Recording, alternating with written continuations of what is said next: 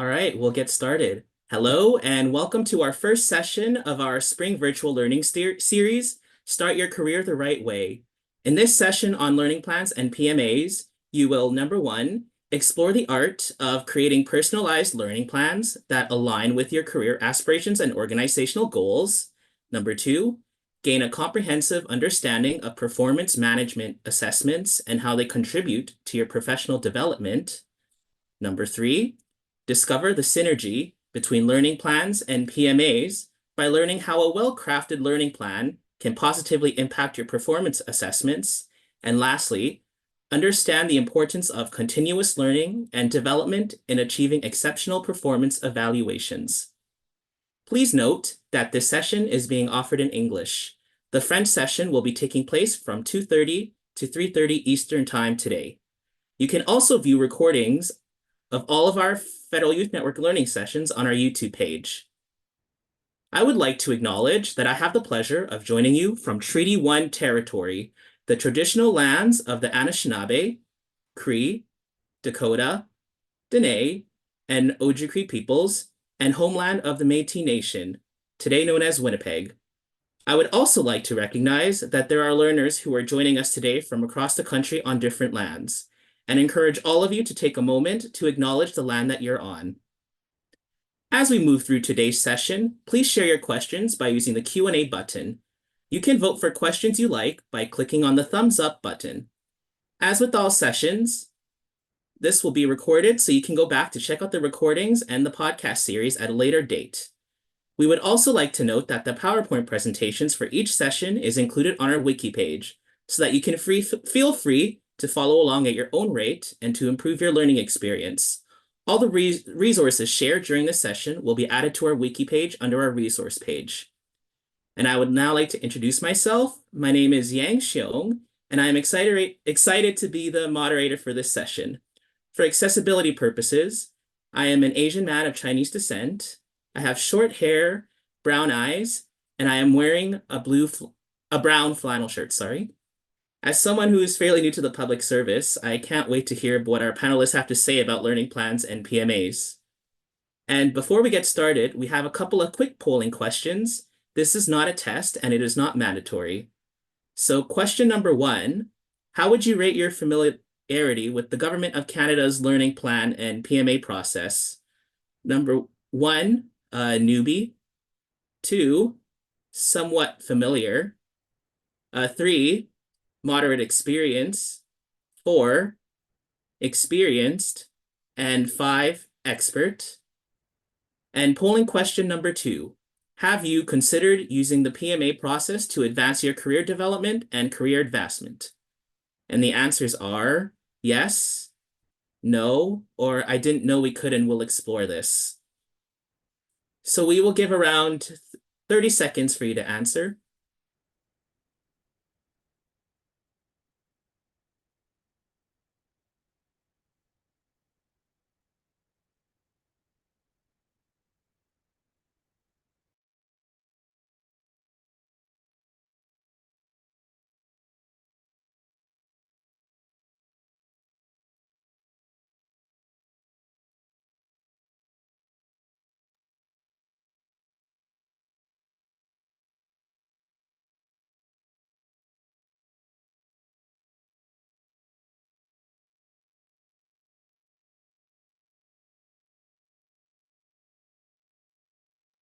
All right, I think we can stop the poll now.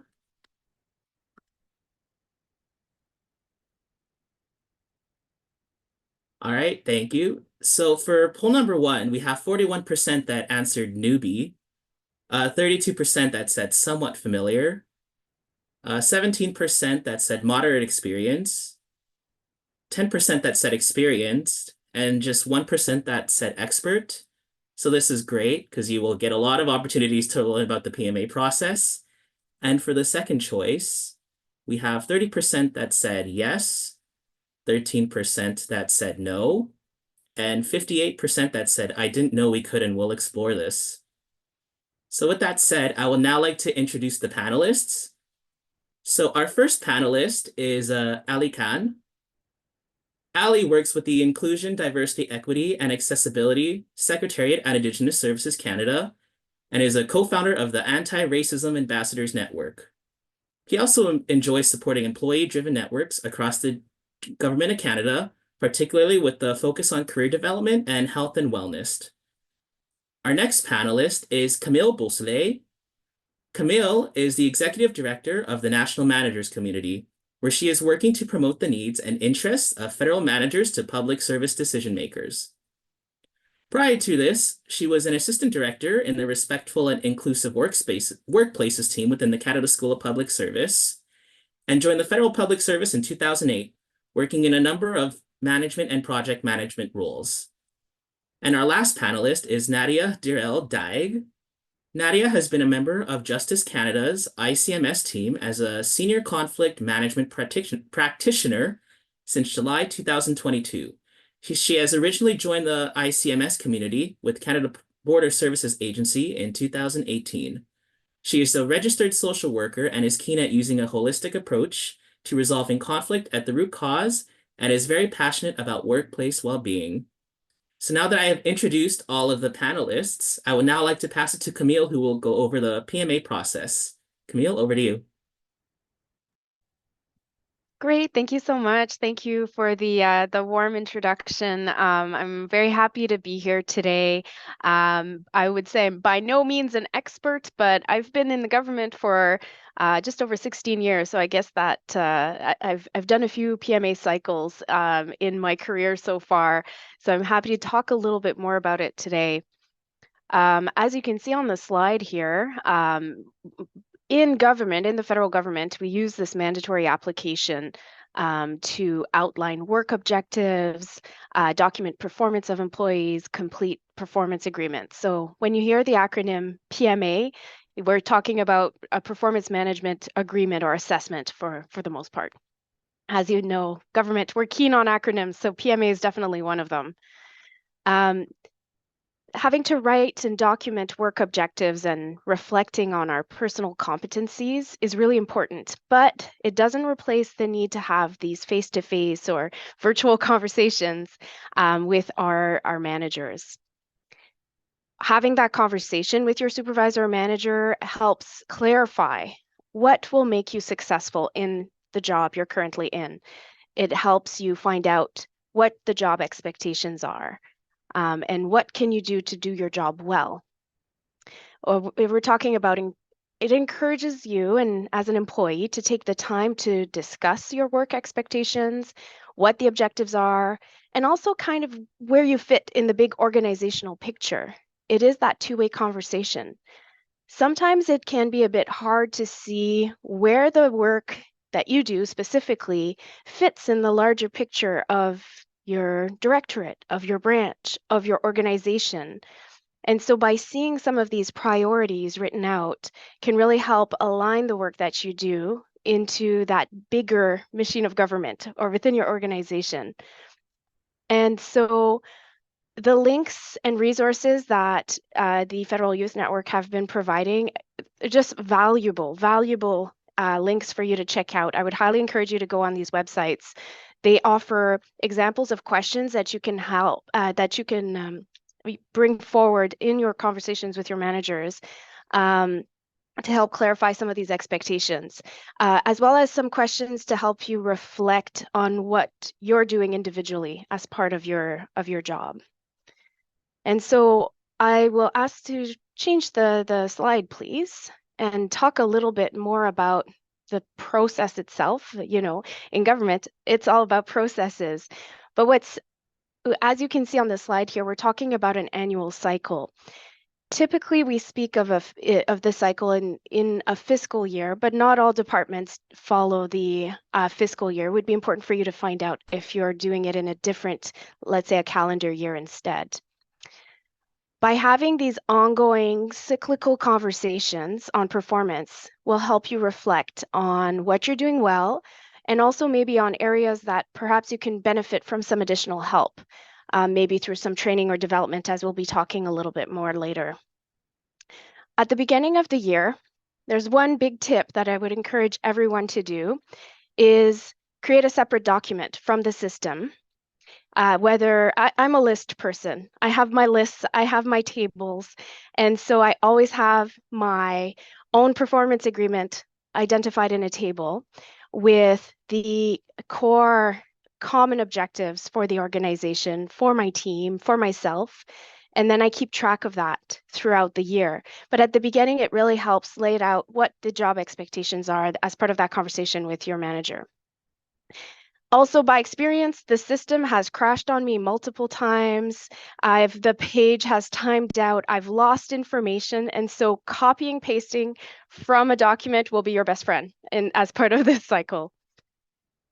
And then the other thing I would add too is by having this document, it really is helpful for you to review it during the year. Are my objectives still remaining the same? Has something happened? Has a budget change happened and it's changed a little bit, my work objective?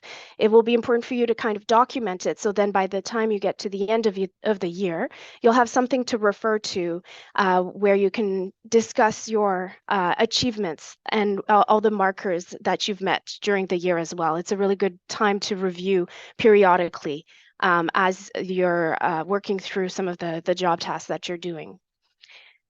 And in my 16 years in the public service and in my experience as a manager, feedback, whether it's good feedback or not so good feedback, should never be a surprise. In terms of, I would say as a best practice, a manager should not wait until that mid-year scheduled discussion on your PMA is taking place to maybe identify an issue or to give you praise on a job well done. This should be happening regularly during the year. But we're not, always talking about issues. We are talking about recognition and praise of a job well done, like I mentioned. The one really great benefit of having this cycle is it kind of forces you to set the time aside to talk specifically about your current performance, but also about your career and development aspirations. We don't always take the time to talk about our future plans or our future goals. We get busy in the day-to-day operations and we don't take that breathing room to say, where do I see myself in 3 to 5 years? And so this process is a really good way to take that time to reflect and maybe consider opportunities in the public service and talk about your learning plan. By the end of the year, managers and employees will be able to sign off on the agreement. As well, you'll have an opportunity to provide some comments as well. I would encourage you to add comments. As managers, we try to put in as much information as we can, but this is, like I said, a two-way conversation. It is important for you to participate in this conversation. Now, all right, I spoke a little bit about my experience as a manager and the importance of that communication and collaboration with employees. So I'll pass the mic over to Nadia to tell us a little bit more about that relationship. Thank you.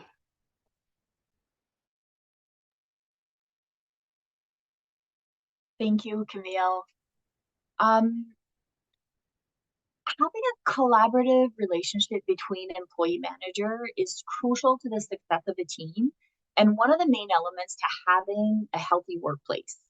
So developing that collaboration can sometimes sound easier than done. People are complex, right? We have different personalities, different preferences, different preferences and approaches, different communication styles, different goals. We may also have different perceptions of workplace situations. We may see things differently. We have a diverse public service, which is a strength. That being said, with every strength also comes challenges. Our federal government recognizes that, which is why we offer services that are there to assist you in developing, intervening, and maintaining collaborative relationships between employee managers. We want you to have open and regular discussions with your employer to foster that working relationship, and not only during PMA time. By having a good communication with your employer, you'll have the necessary information to perform well and reduce inefficiencies. We're seeing departments take on a structure that include an ombuds more and more. The Office of an Ombuds is there to offer support to employees at all levels. and is a neutral, confidential, and independent organization that offers support, such as helping employees understand the system, offering active listening, supporting in submitting to formal mechanisms, supporting systemic changes, or simply guiding individuals to the adequate services. Ombuds are agents of change, an upward feedback channel to senior management, and an advocate for a fair and equitable process, adherence to policy, procedures, and code, and a healthy and respectful workplace. Some ombuds offices, such as Justice Canada, where I work, also contain informal conflict management services. Other departments may contain ICMS services, but not all in an ombud structure. So these services are also confidential, voluntary, and impartial, and are there to help you develop and maintain healthy working relationships and offer support. ICMS provides services with the aim of preventing the emergence or escalation of conflict and to appropriately manage and resolve work-related problems. These services are very useful to help individuals with developing collaborative relationships with their managers through coaching, for example. The services can also be used as interventions, such as providing facilitated discussions or mediation services, or even offering individuals with coaching on how to provide 360 feedback, such as strategies on being curious about intentions, developing a discussion roadmap, clearly identifying the behavior, identifying the specific context, explaining the impact, and expressing needs in a way that is aiming at working on the issue and not attacking the person. Having the skills to develop and having the skills to deliver feedback and also to receive feedback is essential to developing healthy collaborative relationships between employee and manager. An ICMS offers services such as one-on-one coaching or even feedback workshops to develop these skills. Having a healthy relationship between employee and manager means these types of conversations, as Camille discussed earlier, should be ongoing throughout the year and not only during PMA. Working together and having that open communication with your manager, such as sharing your goals and seeking their approval for career opportunities, will definitely be key to not only reaching success in your career, but also contributing to the success of your department. Now, if we can go to the next slide. So self-reflection. Self-reflection is always important and it's part of growing. In order to grow, we have to be curious and reflect. When we self-reflect, we become more aware of our strengths, our challenges, and our triggers, which help us manage our emotions and navigate relationships more efficiently, whether it be with our managers or even our colleagues.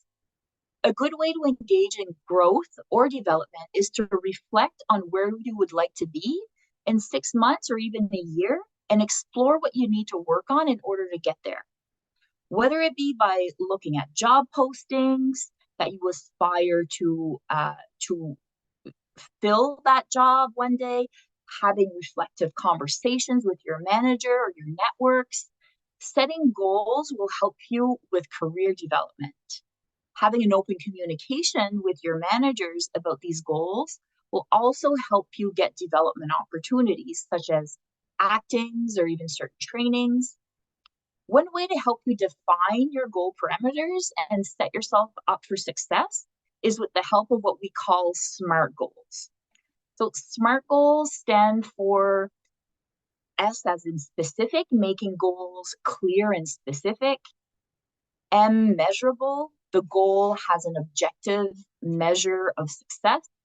The A stands for attainable, making sure your goal is attainable.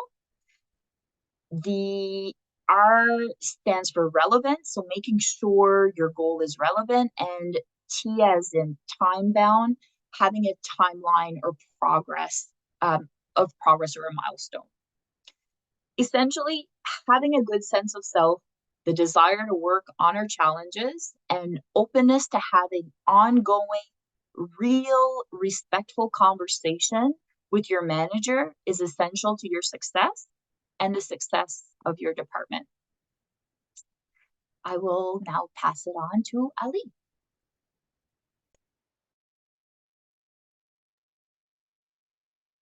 Thank you so much, and I appreciate all of you joining us today on a very important budget day. My name is Ali Khan. I am from Indigenous Services Canada, and I'm here to talk about learning plans. The learning plans that we have, they provide an excellent opportunity for colleagues and employees to be able to really leverage some of their passions, their interests into their workplaces. Learning plans are evergreen documents. They enable learners to acquire the knowledge and skills needed to further their abilities in the workplace, but they also allow employees to create personalized plans that better align with also their career aspirations. I think it's always critical for colleagues to find ways to align their personal passions, their interests, with the objectives of their organizations, which really is a way to increase your engagement within the workplace. For colleagues in the regions and in frontline employment whose jobs may not directly align with whose interests may not directly align with their jobs, these learning plans provide an opportunity to add some of their personal pursuits within the public service into their performance management agreements. These plans are, again, annual, but evergreen and can be changed throughout the course of the year. To support these plans, folks can always check out some of the wide array of learning opportunities found in the Canada School of Public Service. There's a ton of courses, handouts, job aids that can support employees in their learning plans. There are a whole host of opportunities with the wonderful resources provided by the Federal Youth Network, which is excellent in creating kind of on-demand content. So they have a ton of websites on the internal GC tools platforms. They have podcasting, they have YouTube channels where recordings like the one for this event are going to be captured. So colleagues can access them at their own convenience. Aside from that, there are tons of informal learning opportunities across the public service that folks can kind of take advantage of. There are mentorship opportunities, and I want to give a shout out to the GC, the Human Library, which is found on the GC Wiki site, which allows any employee at any level to connect with subject matter experts and senior leaders alike for informal coffee chats where they can explore career development opportunities and add those to their learning plan. And there's also the wonderful Take Me With You initiative, which encourages senior leaders to bring to their meetings colleagues from across their organization so that they can better learn and understand how their operations are impacted at the senior levels. Just moving over to the next slide, please. With the mentorship opportunities, as we mentioned, there's the Human Library, but there's also a host of networks across the public service. There's diversity and inclusion networks. There are functional communities that offer a lot of mentorship opportunities. And if there's a particular position that you or a department that you really want to get into, it's always good practice to consider, connecting with people that already work there, maybe through LinkedIn or through the GC tools, and see if you could just get a quick virtual coffee chat that way to learn more about that particular department. You can always seek support for leadership programs that are aligned with your workplace objectives. You can go check out the wonderful courses at CSPS. There's also Coursera and a ton of free courses that folks can access that can be leveraged for their learning plans as well.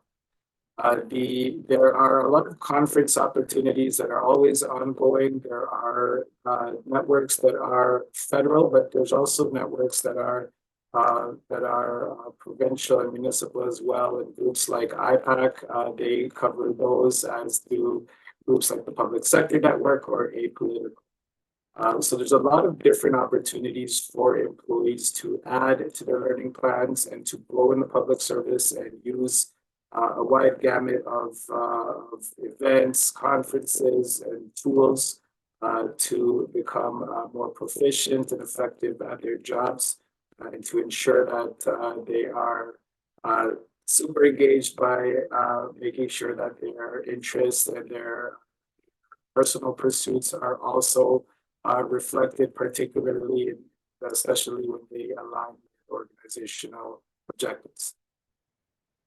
Over to the question and answer time.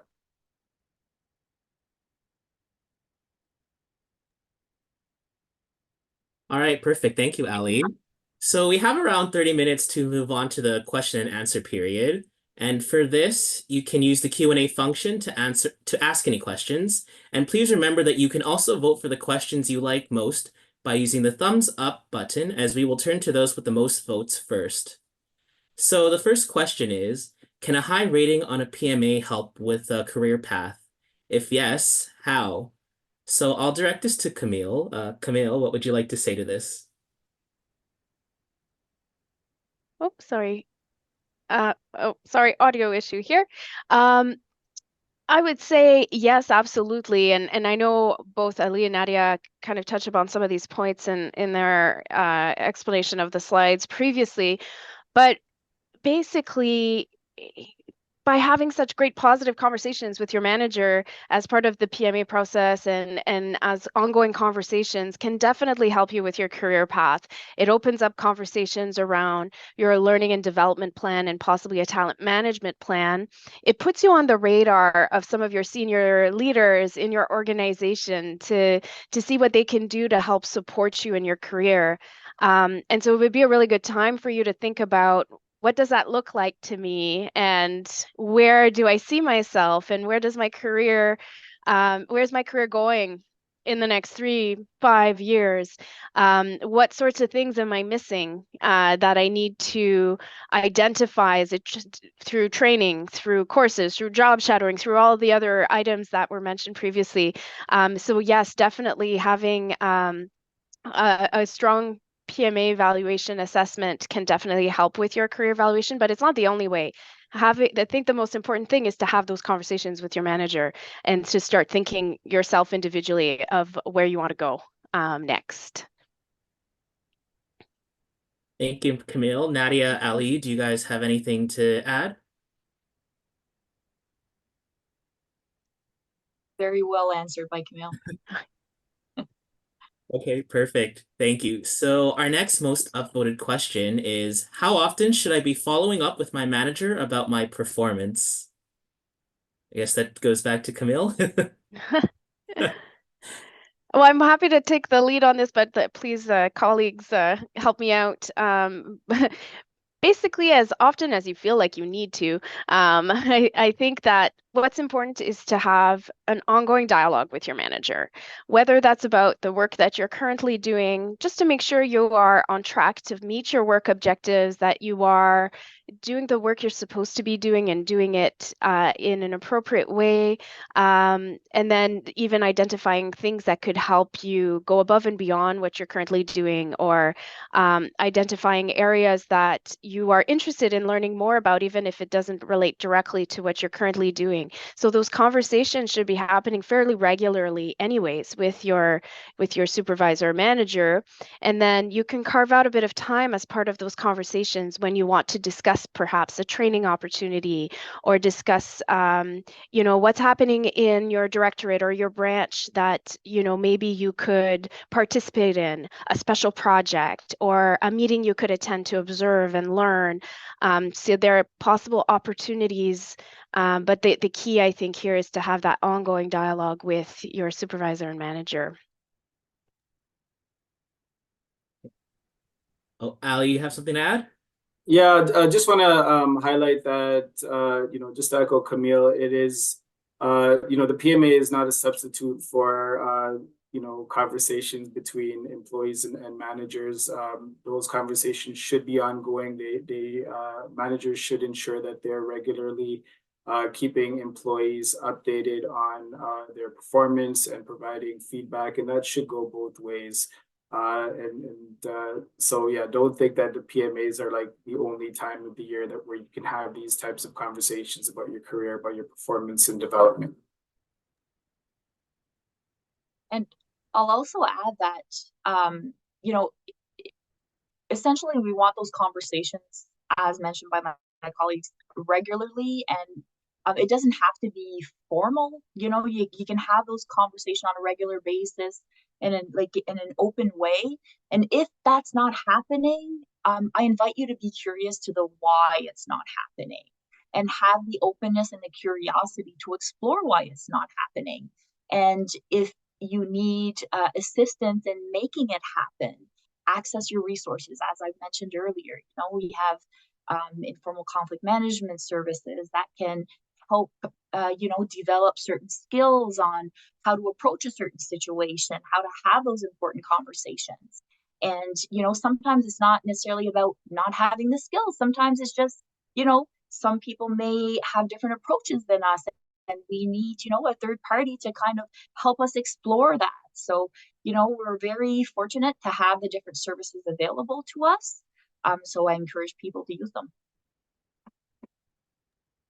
All right, those are great responses. Thank you.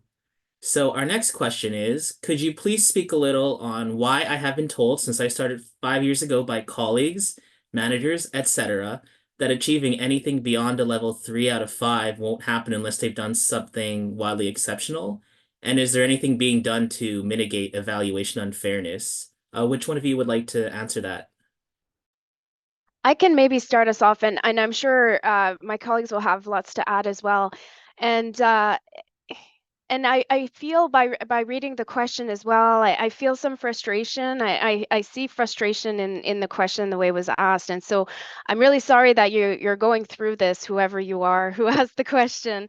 I just wanted to start off by saying that. The other thing too, which we didn't really touch upon all that much, was the kind of rating system in the PMA process. And so there's used to be numbers, 1 to 5, and now we're talking about a succeeded as the middle point, and then a succeeded plus or a succeeded minus, and so on, a surpassed, and so on. Each department and each organization has their own way of looking through the overall rating of their organization. Some do, meetings to kind of discuss the overall performance of the organization by looking at the ratings and kind of getting a sense of the pulse of the organization through the performance of employees. And so some organizations tend to perhaps be a little bit more strict in the way they interpret what succeeded means to them.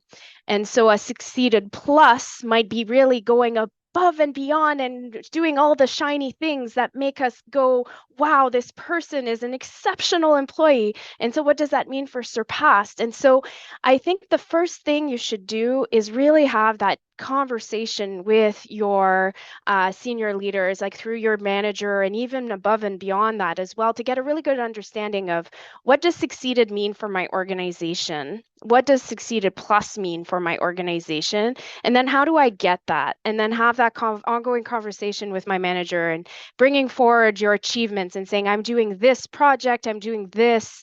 To me, this feels like going above and beyond. What's your understanding of it? And then perhaps that's just mean that there's that fit in that position.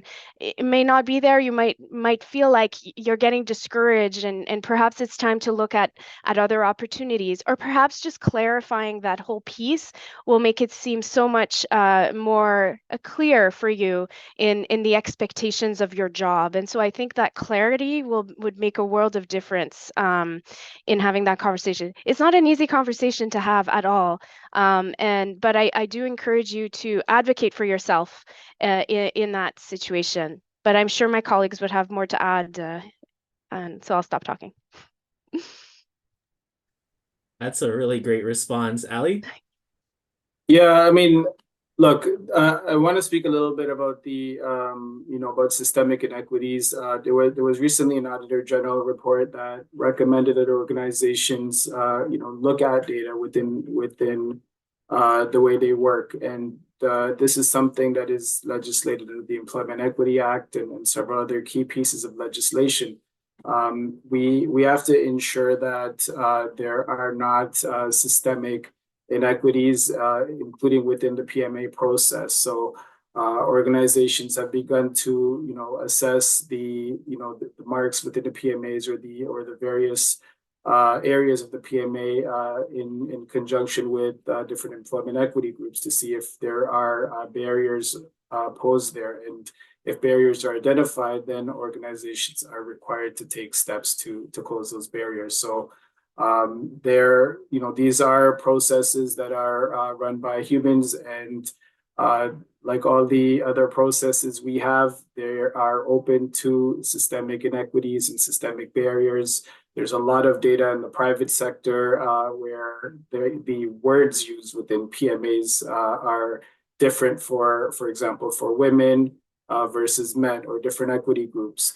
And so if you identify these barriers within your PMAs, it's important to raise those with your leadership team. And it's important for organizations to be proactive in this space, providing guidelines to leaders that are doing PMAs to ensure that they are equitable. Can I add can I add a little bit to that point? And it's such an important point as well. And I'm speaking from the perspective of a manager.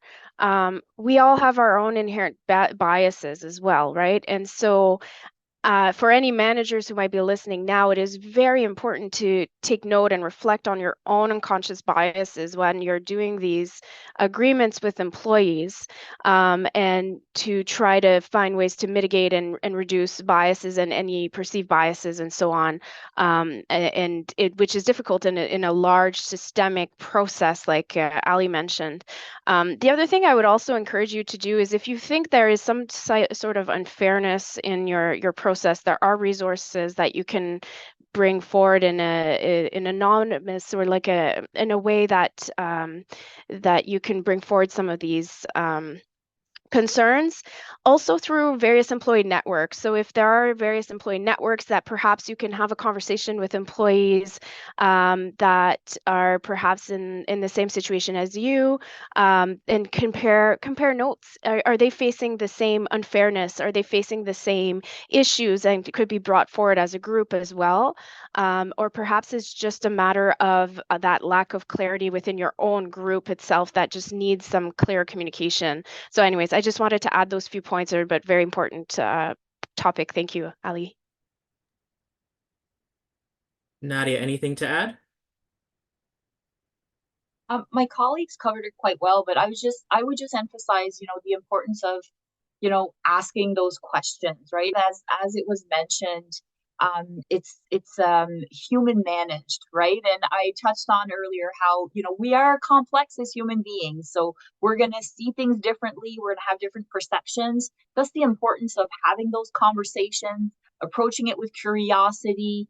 If something doesn't really feel right, doesn't set well with us, just approaching it, getting to, asking the important questions to get the proper information, and having the conversations about disagreements as well. If you don't agree, having the respectful conversations to why you don't agree will also help the other individual broaden their perception. So it'll, help explore the different options together. All right, thank you, Nadia. Those are all really good, important points. So I appreciate all three of you each providing your own perspective. Our next question is, are there other ways to learn more on the job other than the Canada School of Public Service courses? I'll pass it to Ali for this one. Ali? Yeah, I mean, aside from the Canada School of Public Service, just go on to the GC Collab Wiki site. and access some of the, or look up some of the many networks that exist at the interdepartmental level. There are GC, there's a site also called GC Communities, which you can actually Google, and it'll provide you with a list of some of the many communities that are active, from artificial intelligence to data, and to diversity and inclusion networks. These will all provide you opportunities to gain insights on various positions within the public service. There are groups, again, at the interdepartmental level, like functional communities, like the communications community office, that will provide resources and information as well. So a lot of opportunities for folks, and of course, there's departmental networks. There's young professional networks that oftentimes put on events and mentorship opportunities to allow employees to learn more about their workplaces. Okay, thank you. Camille, Nadia, anything to add? Okay. Nope, perfect. So our next question, this is a really good one. Can you provide an example on how to write comments on the PMA? If the manager writes all of the accomplishments, is the employee required to write additional comments? Camille? Sure. It depends a little bit on your manager. Some managers will ask you to go in and write your own accomplishments. Some will write them themselves.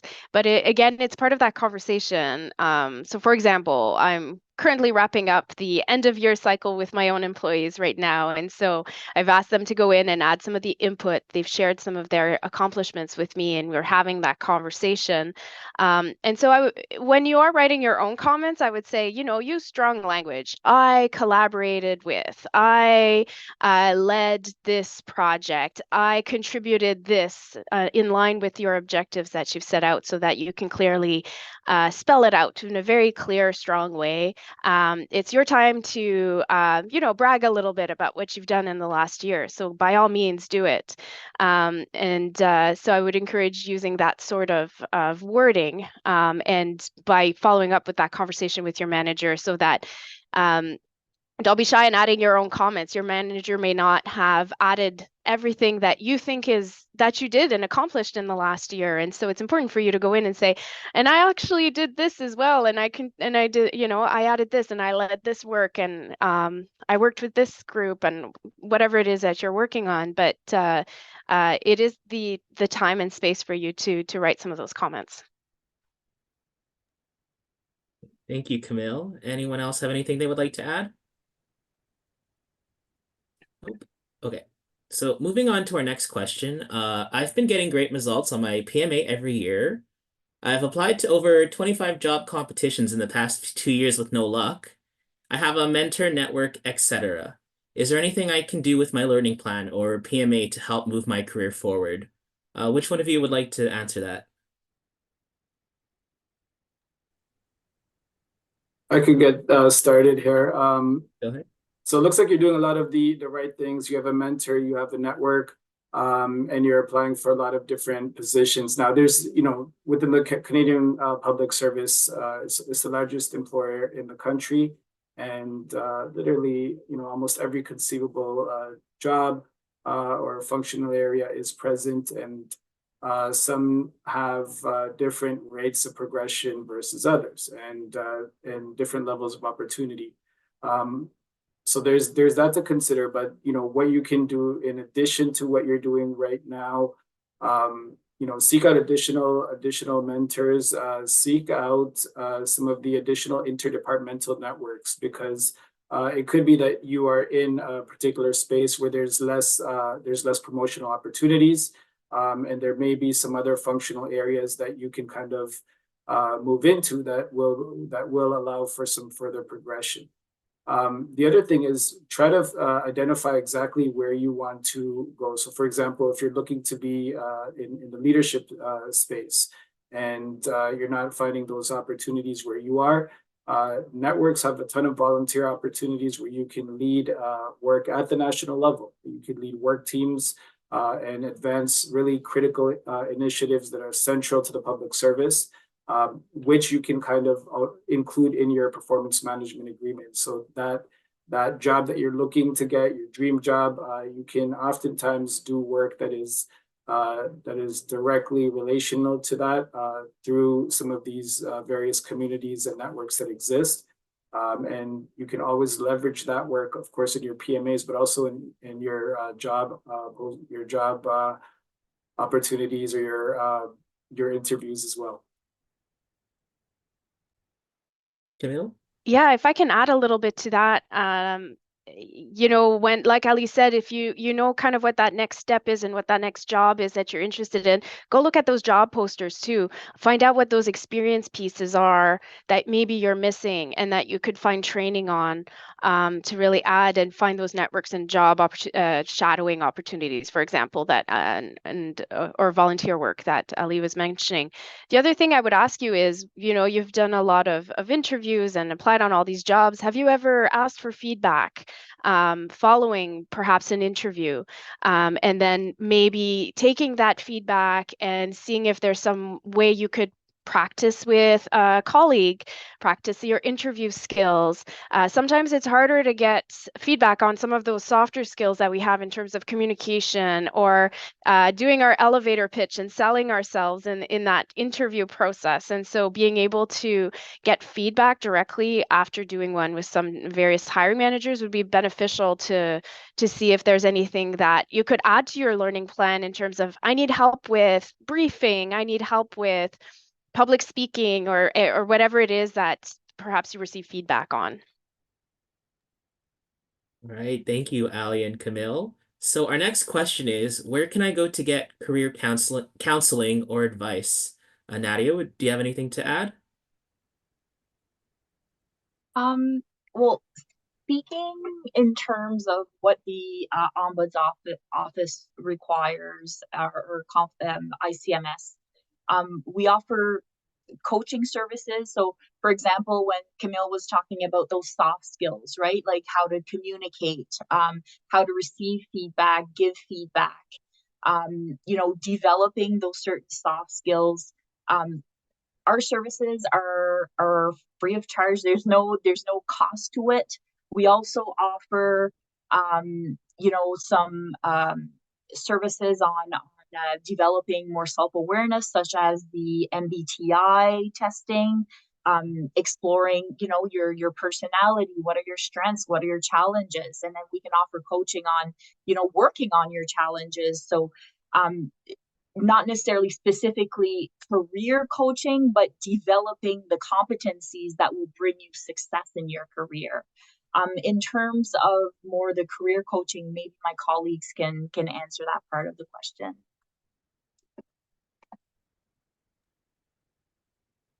So there's a career community of practice that is interdepartmental that you can look up on the GC tools. And it's really there's a ton of resources with the Federal Youth Network. So if you check out the Wiki Collab page, you'll find a ton of resources on career counseling, career development. There's many Facebook groups that folks can join as well. And aside from that, there's the mentors where you can always reach out and get some additional information that way. And the departmental young professional networks, I find in most departments tend to be quite advanced in this space. They have resources where they can share how to apply for jobs, how to go through our different processes with both the PMA and job applications to ensure that you know kind of everything that you need to know to move forward. Camille? Okay, you're good? Yeah, those are really good questions. Those are really good answers. So our next question is tips and tricks to keep track of my performance accomplishments. Once it's time to do them and provide a list to my manager, I don't remember them. Does anyone have any comments? I have a great tip or trick or whatever you want to call it. And you might have heard about this before, but I call it, and I'm not the one who came up with this term, but a smile folder. And so, you could create a folder in your Outlook or in your inbox. If you use OneNote, for example, I have a tab in my OneNote for my accomplishments or achievements or great things that I've been doing during the year and I don't want to forget about. You can create any type of folder, and every time you do something that you think is aligned with your work objective or is just really a great thing that you've accomplished, put it in your folder because you're for sure going to forget about it. And then when it comes to checking in with your manager or supervisor, refer back to it. Also, you can just refer back to it when you want to smile and think about all the great things you've been doing. And it can be like little things. In my Teams chat the other day, my one of my supervisors sent me a note and saying, "Hey, you did really well in moderating that meeting the other day. Good job." You can take a screenshot of that and put it in your folder. And those little things add up over the year and can show trends of like, oh yeah, I'm a really great meeting moderator, and that is a really great skill to have. And so, or you receive an email from a client or a stakeholder that says, "Hey, thank you so much for doing XYZ." Those are things you can file away and then look at them periodically. And so that would be my number one tip or trick to share. That's a great idea. Thank you, Camille. Nadia, Ali, anything to add? Um, I absolutely love the idea of a smile folder, and I'm definitely going to be using that, Camille. Thanks for sharing. What I was going to say is, not to stress over making it complicated. Simply, work smarter, not harder, right? So, something very, very simple, very informal. Just what I do personally is I have my little notebook, and I, jolt down a few things, and when it comes time to go over my accomplishments, I go through my notebook and they're all there. So it's sometimes we can get caught up on the details about how can I appropriately track. Simply tracking them and find what works best for you is definitely it's definitely the best way to go. All right, perfect. Thank you. So our next question is, what do I do if my manager doesn't support my learning plans? I know it was briefly discussed upon, but does anyone have anything they would like to add? Ali, go ahead. No, you go. Go ahead, please. Well, I was just going to say, I think it goes back to having that conversation. And sometimes, we think the worst of, my manager maybe doesn't support my learning plan. Oh my goodness, it's something I did. But maybe it's part of a bigger conversation that they have a small budget for the year and they have to reallocate it within a team. And so they have to decide 2 out of the 5 employees get training this year. And so, it would be important to have that transparency to understand where that decision is coming from and being able to ask those questions as to why my learning plan or my training opportunity or whatever it is isn't moving forward, and to try to get a sense as to why. And the other question too is then, if that's the case, what can you do then in the meantime? Think a bit outside the box, be creative, find free opportunities, look at volunteer opportunities, and keep doing things to advocate for, the reasons and justify why this training opportunity is so important to the work you're doing in your future career as well. Ali, I'll throw it back to you. Yeah, I'm just gonna echo that. I mean, I'm a big proponent of not kind of relegating all of your career development with your home department, because invariably you'll get in a situation if you're in the public service long enough where you're working with managers that are just not the best at advancing employee careers. You'll probably find yourselves in workplaces where there's much less development than other places, and so think of the PMA as one avenue that you have to advance in your career, but there's tons of other approaches, such as applying, such as building those skills through your connections with communities and networks, internal and external to your department. That will allow you to, to ensure that you're not just putting all of your eggs in one basket. You're diversifying your career development opportunities. And yeah, I just wanted to highlight that point. All right. Thank you, Ali. So unfortunately, we've reached the end of our Q&A period, and we didn't get a chance to go through all the questions, but I can assure you they were so many great questions, and our panelists did a great job answering them, so I hope you left with a wealth of knowledge. And before we end, we have one final polling question. The results from this poll will not be shared. The question is, was this session a good use of your time? And the options are yes, no, or I don't know. We have around 30 seconds for people to answer it.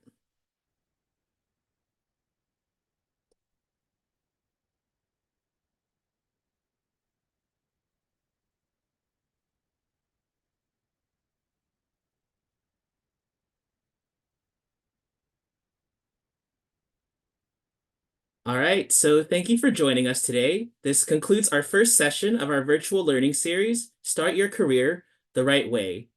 If you want to learn more about career navigation and leadership development, be sure to register for our second session on May 21st. As well, the Federal Youth Network will be hosting in-person learning days across the country throughout the year. We've added new cities to our schedule, and you can find out if we're coming to a city near you by checking out the list of cities and dates on our GC Wiki page. Registration is free, and you don't want to miss this opportunity to network with people in person. Spots are filling up fast, so it is recommended that you register sooner rather than later. And lastly, join us on Tuesdays from June 18th to August 13th for our departmental showcase, where you can hear about cool jobs, common role responsibilities, and bust misconceptions from future leaders in their departments. It's just the beginning of an exciting adventure for you. And resources will be available on our wiki page, and the recording of this event will be available on our YouTube channel within 24 hours, as well as on our podcast series. Once again, I would like to thank all of our wonderful panelists, Camille, Nadia, and Ali, and to all of our learners who continue to take their career in their own hands and take the time to invest in their future selves. We will see you all again soon, and we thank you for your continued support for the Federal Youth Network. Have a great day, everyone.